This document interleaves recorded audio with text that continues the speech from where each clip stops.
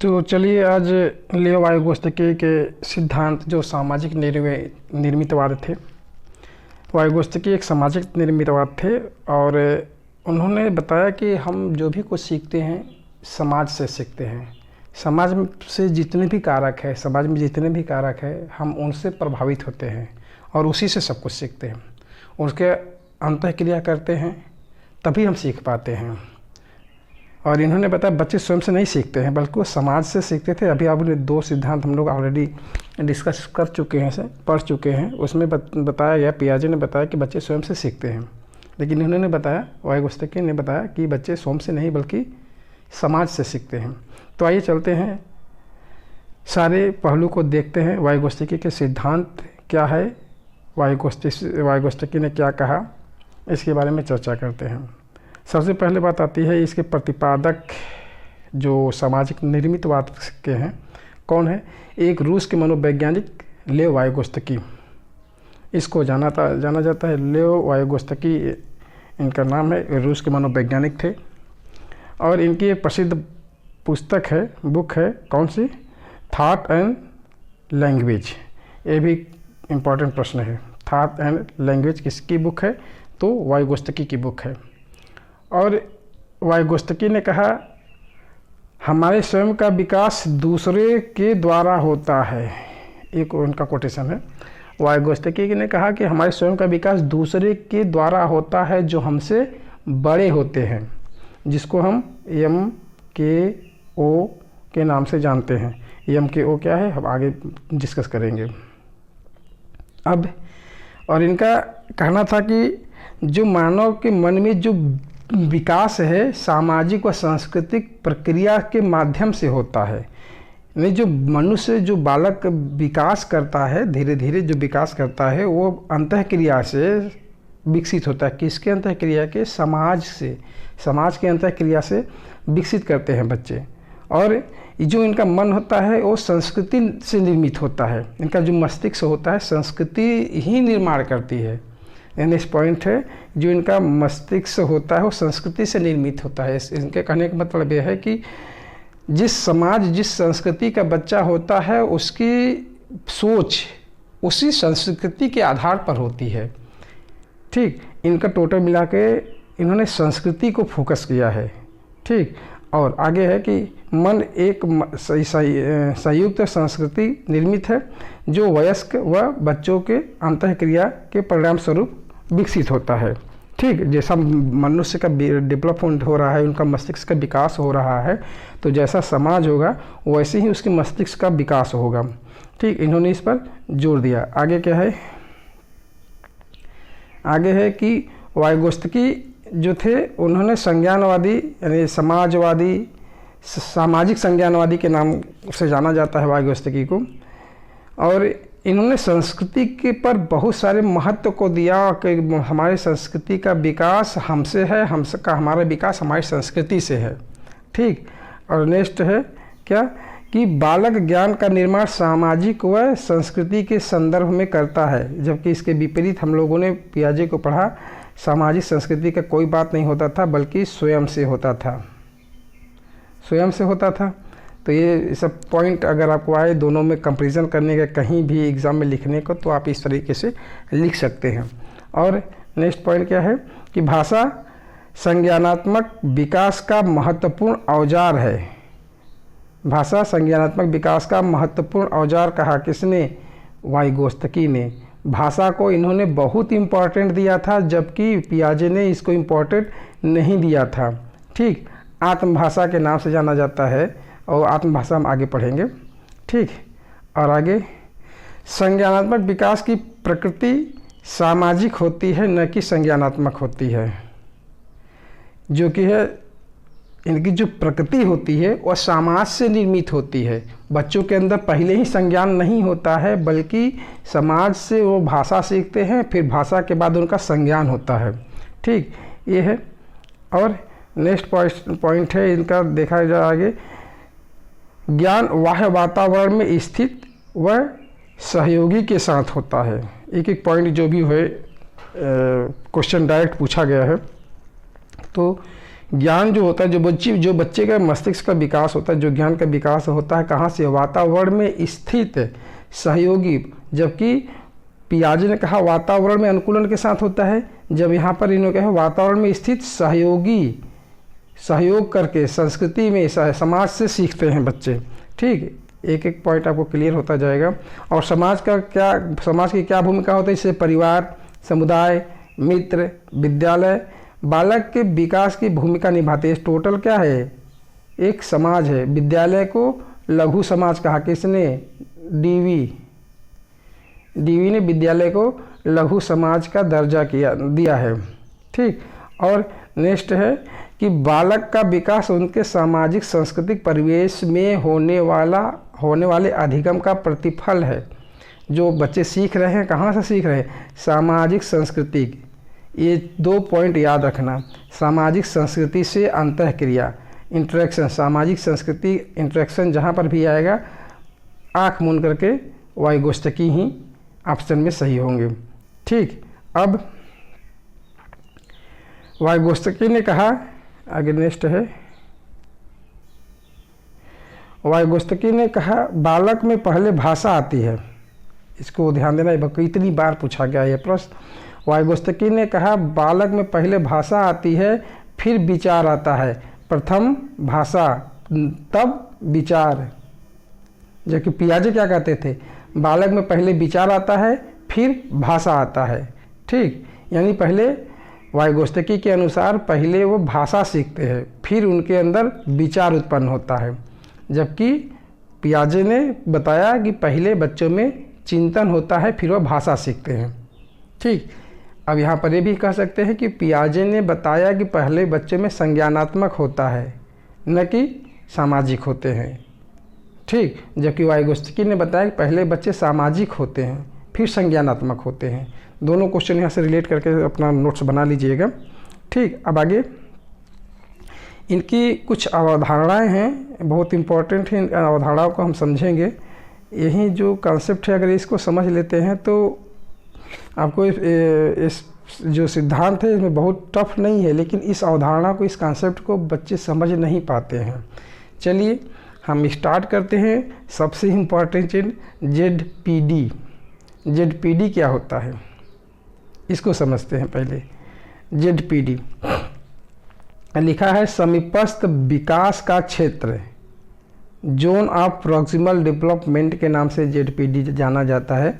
Zone of proximal development क्या है, तो जोन ऑफ प्रॉक्सिमल डेवलपमेंट होता है ZPD। ये है क्या, किसने दिया, तो वायुगोष्ठकी ने ZPD की अवधारणा दिया। एक क्वेश्चन पूछा गया है ZPD किससे संबंधित है, ZPD की अवधारणा किसने दिया, वायुगोष्ठकी ने दिया। अभी है क्या, यह यहाँ पर है कि वास्तविक विकास और संभावित विकास, 2 विकास है, वास्तविक विकास और संभाविक विकास। इसको ध्यान दो। वास्तविक विकास कहाँ है, क्या है, जहाँ बिना किसी सहायता से बच्चे ज्ञान का निर्माण कर सकते हैं, वास्तविक विकास होता है। अब जैसे एक फिगर हम यहाँ पर समझा रहे हैं। ठीक, ये सेंटर है, बच्चा यहाँ पर है। अब बच्चा यहाँ से अपना कुछ न कुछ समाज से सीख रहा है, सीखते सीखते यहाँ तक गया, कुछ भी सीखा यहाँ तक। तो ये जो है उसका वास्तविक विकास है। ठीक, अब वास्तविक विकास है। उसके बाद यहाँ तक उसका वास्तविक विकास हुआ। अब उसके पास समस्या आ गई, कोई भी समस्या आ गई, अब उससे हल नहीं हो रहा, उस समस्या का समाधान वो नहीं कर पा रहा है। तब उन्होंने कहा कि जब वो समाधान नहीं कर पा रहा है किसी समस्या का, तब वह किसी समाज सा, किसी बड़े लोग का जो उससे ज़्यादा जानकारी हो, जिसके पास उससे कहीं ज़्यादा जानकार हो, उसके बड़े पापा हो सकते, मम्मी, भाई, बड़े बहन हो सकते हैं, बड़े लोग होंगे। उन जो बड़े लोगों के उसको MKO कहा, उस पर्सन को क्या कहा, MKO कहा। अब वो कहेंगे इसकी मदद करेंगे, इस बच्चे की मदद करेंगे। तो मदद कर लिए, थोड़ा सा सहारा दिए, थोड़ा सा सहारा दिए, उसकी हेल्प किए, थोड़ा इशारा किए, तब वो बच्चा अपनी जहाँ तक उसको जाना चाहिए था उसका पूर्ण विकास हुआ, चला जाएगा। इसको क्या कहेंगे? संभाविक विकास। यहाँ तक वो विकास, यहाँ से लेके यहाँ तक वह संभाविक विकास कर सकता है। ठीक, ये हुआ इस पर। यहाँ तक के हम संभावित विकास, यहाँ तक के संभाविक विकास है, यह वास्तविक विकास है। अब आगे है संभावित विकास, वह विकास जिसमें वह कुशल व योग्य व्यक्तियों की सहायता लेता। ठीक है, यहाँ से समस्या आया था यहाँ पर, तब तो वहाँ से किसी का बड़े व्यक्ति की सहायता लेकर के उसका यहाँ तक विकास हो गया। इसी के बीच के अंतर को ठीक क्या कहेंगे? ZPD, क्षेत्र या अंतर को क्या कहेंगे? क्षेत्र समीपस्थ विकास कहेंगे। ये हुआ। अभी तक आपको हो सकता है ना क्लियर हुआ हो, लेकिन अब हम दूसरा एग्जाम्पल देते हैं। अब यहाँ पर देखते हैं, एक फिगर है यहाँ पर, एक चित्र इसमें समाहित है, इसमें देखते हैं। अब देखिए यहाँ पर निश्चय है, इसको देखते हैं। अब इसमें है कि इस पॉइंट में जो भी है, ये है कि वो बच्चे के क्या है, कौन सा विकास है? वास्तविक विकास है। आई can do it, I can do it, मतलब वह यहाँ तक कर सकता है। अब यहाँ तक समस्या आ गई, उसके पास समस्या आ गई, अब उसके पास नहीं, उसके बाद वो नहीं कर पाएगा, और बिना मदद को नहीं कर पाएगा। तो जो मदद कर रहा है, जो पर्सन मदद कर रहा है, उस पर्सन को MKO कहा। ठीक, अब उन्होंने थोड़ा सा सहारा दिया, थोड़ा सा सहारा दिया, और अब बच्चा सहारा लेते हुए अपने वास्तविक विकास, संभाविक विकास, वास्तविक विकास से संभावित विकास की ओर अग्रसर हो गया, यहाँ तक पहुँच गया। ठीक, अब इस फिगर को समझना है आपको। इसको इस तरीके से समझो, जैसे इसका क्या है, उसका वास्तविक विकास, ये उसका संभाविक विकास। इसी के अंतर को हम जोन ऑफ प्रोक्सिमल डेवलपमेंट कहते हैं। जैसे अब दूसरा एग्जांपल लेते हैं।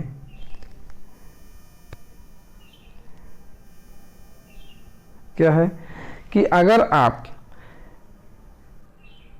यूपी टेट की परीक्षा दे रहे हैं, तो अपना जो खुद का अध्ययन किए BEd BTC में जो भी किए थे,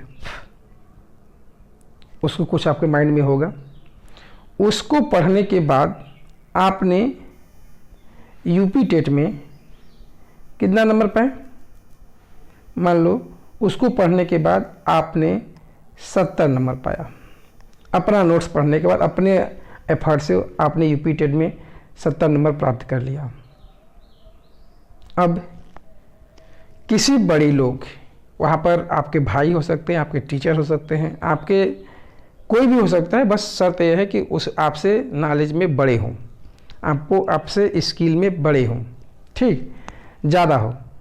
अब उनकी मदद से आपने अपना स्कोर कितना कर दिया?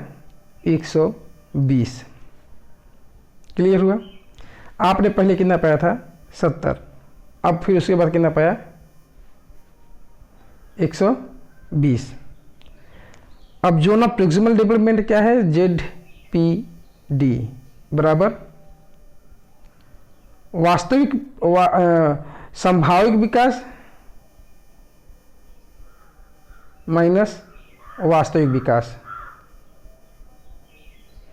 ठीक, अब देखिए इसको, संभाविक विकास 120, आपने अपना संभावना कहाँ तक किया? 120 तक किया, लेकिन आपने अपने खुद से कितना किया था? 70।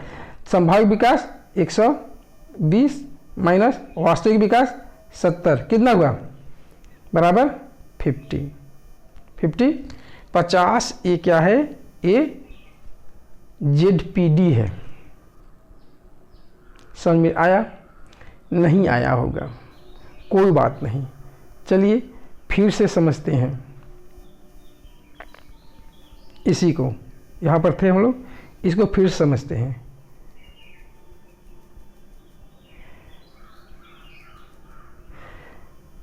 ये है कि जहाँ बिना किसी सहायता से बच्चा ज्ञान का निर्माण करता है, वह क्या है? वास्तविक विकास है। वह संभाविक विकास क्या है? वह विकास जिसमें वह कुशल व योग्य व्यक्तियों की सहायता लेता है, संभाविक विकास है।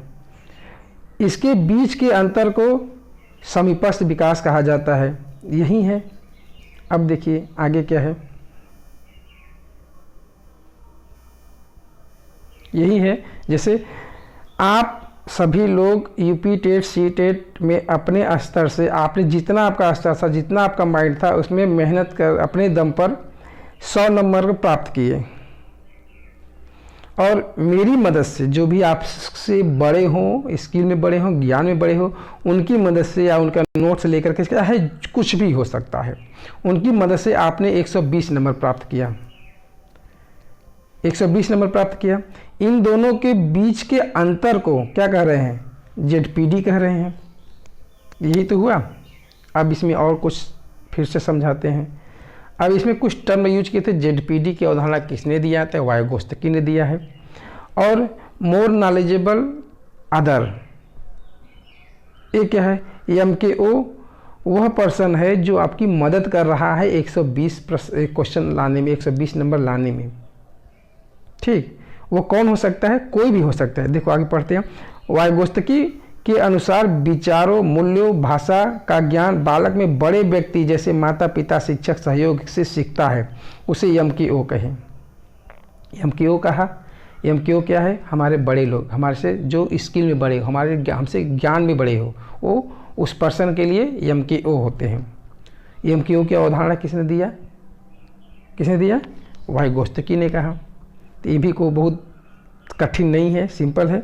अब यहाँ पर सबसे इम्पॉर्टेंट था ZPD। अब उसके बाद आता है इसके फोल्डिंग, ढांचा, पाड़, सहारा।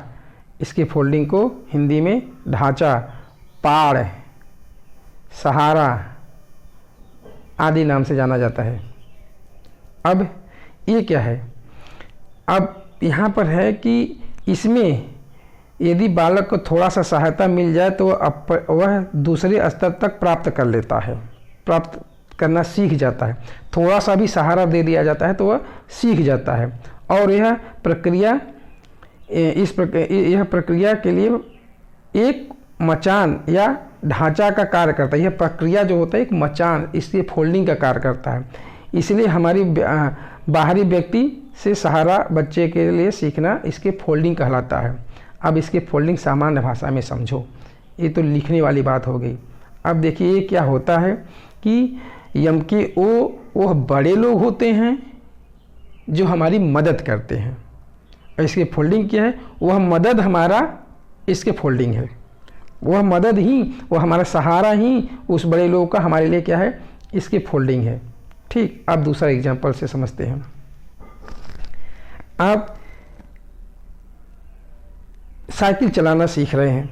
साइकिल आपकी कुछ क्षमता होगी, जैसे साइकिल चलाते हैं तो कोई ना कोई क्षमता होगी आपका साइकिल स्टैंड करने की, पकड़ने की। तो हम कह रहे हैं कि आप साइकिल जो होते हैं कैंची सीख रहे हैं। कैंची क्या है? जो साइकिल के बीच में पैर डाल करके एक पैडल मारते हैं वह, और एक होता है सीट पर बैठ करके सीखना। हम मानते हैं कि आपको कैंची पता है, सीट पर बैठ करके आप नहीं चला पाते हैं। तब आपके जो बड़े लोग हैं, आपके भैया, बड़े भैया आपको कहेंगे पीछे से, हाँ साइकिल पर खड़े होकर आपको बैठा देंगे, कहेंगे मैं पीछे से पकड़ा हूँ, तुम पैडल मारो, मैं तुम्हारी मदद कर रहा हूँ। ऑलरेडी तुमको उस बच्चे को बैलेंस करना आता है क्योंकि कैंची ऑलरेडी वो चला रहा है। तो वह सिर्फ मदद कर रहे हैं, क्या हम साइकिल पकड़े हैं, तुम आगे पैडल मारो, सीखो, चलाओ। अब वह बच्चा पीछे नहीं देखेगा, पीछे नहीं देखेगा। अब वो पैडल मारना स्टार्ट करेगा, पैडल मारना स्टार्ट करेगा। और ये भैया, बड़े भैया है, पीछे से पकड़े हुए हैं। पहले तक कैंची यहाँ तक चलता था, कैंची चला लेता था। अब बड़े भैया आए, यहाँ तक उसको सहारा दिए, और उसके बाद आके छोड़ दिए, यहाँ तक आके छोड़ दिए। अब उसके बाद वो पीछे नहीं देखेगा, धीरे धीरे धीरे धीरे वह लड़खड़ाते हुए, अपने बैलेंस को बनाते हुए, अपने सीट को बैठते हुए साइकिल को अच्छे से चला लेगा। अब वह चला लेगा। तो ये क्या है? उसका संभाविक विकास हुआ। यहाँ से यहाँ तक क्या हुआ, यहाँ से यहाँ तक क्या हुआ, वास्तविक विकास हुआ। जो एक मिनट, यहाँ से यहाँ तक वो वास्तविक विकास वहाँ पर है। जो यहाँ से यहाँ तक जो बच्चा के लिए उनकी मदद किया, बड़े लोग उनकी मदद किए, जो बड़े लोग उनकी मदद किए थे उनको क्या थे, MKO। और जो सहारा दिए थे वह, जो सहारा दिए थे वह इसके फोल्डिंग। ठीक, जोन ऑफ प्रॉक्सिमल डेवलपमेंट क्या है, उसके बीच का अंतर, यहाँ से लेकर के ये इसका वास्तविक विकास है, इसके बीच का अंतर। ठीक, ना समझ नहीं आया समझ में, क्यों? देखिए ये फिर से इसको हम फिर से बनाने की कोशिश करते हैं। आपको ये चीज़ समझना बहुत ज़रूरी है। अब उस बच्चे का वास्तविक विकास मान लीजिए यहाँ पर है, यहाँ पर बच्चे का वास्तविक विकास है। वास्तविक विकास के अंतर्गत यहाँ पर उनका वास्तविक विकास है जो कि वह कैंची चलाना सीख रहा है। अब उसका वास्तविक विकास है। अब यहाँ से सीखते सीखते बच्चा सीखते सीखते आया, यहाँ पर समस्या आ रही की है। क्या समस्या आ रही है कि वह सीट पर नहीं बैठ करके नहीं चला पाता है। तो उनके बड़े भैया आते हैं MKO, कहते मैं पकड़ा हूँ तुम चलाओ। अब उसके सीट पर बैठा देते हैं। यहाँ से लेकर के भैया उसके पकड़े हैं, तो ये है एक ZPD जो उसको पकड़े हैं, जहाँ तक पकड़े हैं तो ZPD है। और जब उसको छोड़ देते हैं, जब उसको छोड़ देते हैं तो क्या है, वो चलाना सीखता है, धीरे चला। अब उसके बाद लय में आ जाता है। या तो इस एरिए को हम ZPD कहते हैं, या इन दोनों को, इसको और इसको घटा दो तो ऑटोमेटिक निकल जाएगा, यह निकल जाएगा ऑटोमेटिक, तो इसको ZPD कहते हैं। क्लियर हुआ? अब जहाँ तक है हमको उम्मीद है कि आपको आ रहा होगा, नहीं तो और हम कुछ उदाहरण लेकर के सीखते हैं ZPD को, क्योंकि इसमें बहुत कन्फ्यूजन होता है लड़कों को। अब देखते हैं, बनारस से दिल्ली जाना है, दिल्ली जाना है। अब एक पर्सन है जो कि वह इलाहाबाद तक गया है, इलाहाबाद तक गया है। अब बनारस से वो बैठा ट्रेन में, या चाहे जैसे बाइक से हो, चाहे अपने 4 व्हीलर से हो, चाहे जैसे हो, वह इलाहाबाद तक आसानी से चला जाता है, क्योंकि ऑलरेडी उसके वो अपना खुद का निर्माण किया है, अपने नॉलेज में उसके संज्ञान में है। इलाहाबाद तक अपने साथियों के साथ गया है। अब तो उसका वो वास्तविक विकास हुआ प्रेजेंट टाइम के लिए। लेकिन अब उसके बाद वह नहीं जानता है कि हाँ आगे कैसे हम जाएंगे। तो कोई आएगा इलाहाबाद, कोई पर्सन जो उनसे बड़े लोग हो गए, चाहे जो पर्सन हो सकता है, अब उनको बताएगा रास्ता है कि यह रास्ता तुमको कानपुर होते हुए दिल्ली को पहुंचाएगी। अब वह कानपुर होते हुए दिल्ली को पता, वह विचार है उसका क्या है, इसके फोल्डिंग है, जो उन्होंने विचार बताया या जो धारणा बताई कि कानपुर होते हुए दिल्ली पहुंच जाओगे। अब वो पर्सन जो MKO है वह दिल्ली नहीं जाएगा, बस उसको बता दिया। अब ये खुद पर्सन क्या करेगा, दिल्ली पहुंचेगा। तो वह विचार क्या हुआ, इसके फोल्डिंग। वह विचार देने वाला क्या हुआ, MKO। और जो उनका खुद का प्रयास था, उनका वास्तविक विकास। किसी का विचार की मदद से वह दिल्ली पहुंचा, तो उसका क्या हो गया, क्या हो गया, संभाविक विकास। ठीक, ये क्या हुआ, जो विचार यहाँ से लिया कि वो क्या हुआ, इसके फोल्डिंग, वो विचार ही इसके फोल्डिंग है। ठीक, वो खुद उसको जाना है। ये तो क्लियर हुआ होगा अब तक। चलिए, अगर नहीं क्लियर हुआ है तो इस वीडियो को बार बार देखिए, क्लियर हो जाएगा, कोई प्रॉब्लम नहीं है। ठीक, अब आगे चलते हैं। इसके फोल्डिंग समझ में आ गया होगा, और MKO समझ में आ गया होगा, ZPD समझ में आ गया होगा। अब आगे क्या है, इस फिगर में भी है कि पहले क्या है, इस फिगर में कि आई कैन डू इट, मैं कर सकता हूँ, उसका वास्तविक विकास है। अब मुझे समस्या आ गई। अब यहाँ पर I can do this some help, किसी I can do this some help, किसी की मदद हमको चाहिए। अब ये मदद कर दिया गया, ये जो मदद कर दिया गया वो क्या है, इसके फोल्डिंग है। किसके द्वारा, MKO के द्वारा मदद कर दिया गया। तो कहाँ पहुँच गया, अपने संभाविक विकास पर। संभाविक विकास यहाँ है। अब इसको उसके वास्तविक विकास को घटा देते हैं तो ये हमको प्राप्त हो जाता है। तो ये क्या है, ZPD ना हुआ होगा। ठीक, अब इतना ही इनके सिद्धांत में मेन पॉइंट है। अब बात करते हैं इसके और सारे पॉइंट है। जैसे इन्होंने कहा कि भाषा दो प्रकार की स्पीच इन्होंने बताई, दो प्रकार की भाषा बता, कौन कौन सी, इनर स्पीच और एक्सटर्नल स्पीच। आंतरिक भाषा, बाह्य भाषा। इसको आंतरिक भाषा कहते हैं, इसको बाह्य भाषा कहते हैं। आंतरिक भाषा क्या होता है, आंतरिक भाषा देखो इसमें लिखा है कि विचारों से उत्पन्न थिंकिंग या मस्तिष्क से उत्पन्न विचार ये आंतरिक भाषा है। सोच जो होती है वो इनर स्पीच होती है। इसमें बच्चे बड़बड़ाते रहते हैं, खेलते रहते हैं, अपने खेल को व्यवहार रूप देते हैं और कुछ नई नई तरीके से आवाज़, अजीबोगरीब आवाज़ निकालते रहते हैं। उसका कोई मतलब नहीं होता उस आवाज़ का, फिर भी बच्चे उससे सीखते हैं।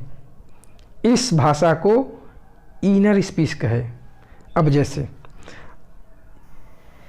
जब देखेंगे, जब बाल्यावस्था के बच्चे होते हैं, छोटे बच्चे 2 वर्ष 3 वर्ष के बच्चे होते हैं, तो कोई भी बाइक ले लेते हैं, गाड़ी ले लेते हैं, 4 व्हीलर कुछ भी होता है, कुछ भी ले लेते हैं तो ड्रिंग ड्रिंग करते रहते हैं। ड्रिंग ड्रिंग का कोई मतलब नहीं है, लेकिन वो उसे सीख रहे हैं।